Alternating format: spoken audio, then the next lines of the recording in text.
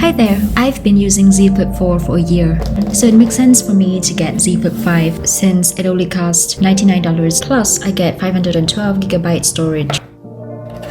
If it's not clear by now, I am a huge BTS fan and I did get Z Flip 4 in Bora because of BTS. But I also really like the flip phone's pocketability. It fits in all of my tiny purses and pockets. After using a flip phone for a year, I don't miss having a regular smartphone hanging out of my pockets at all.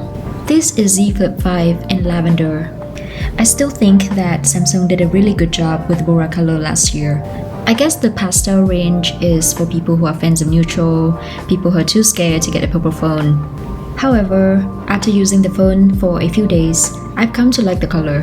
One of the selling points for me was the new and improved hinge with little to no gap. The Z Flip 4's hinge was not very durable.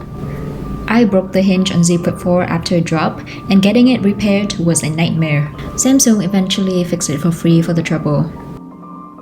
As usual, I'm setting up the flex window background with my own digital art of my cat Benji. Again, I find that the best official case for the Z Flip 5 is the silicone case.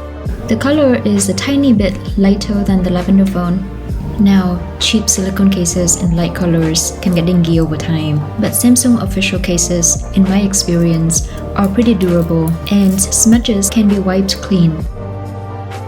Unlike the silicone case for Z Flip 4, the two separate parts are not connected with the ring, but they stay on the phone securely with the black adhesive strips.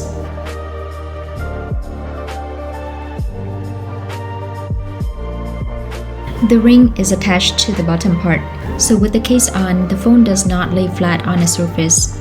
However, this does not affect wireless charging.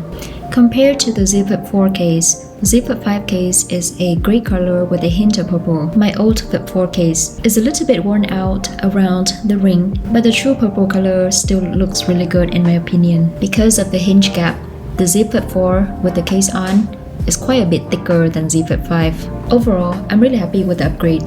The flex window has been really useful for taking pictures and videos, looking at Google Maps for directions without having to open the phone, responding to messages on the go, and even enjoying YouTube videos with Dolby Atmos sound quality.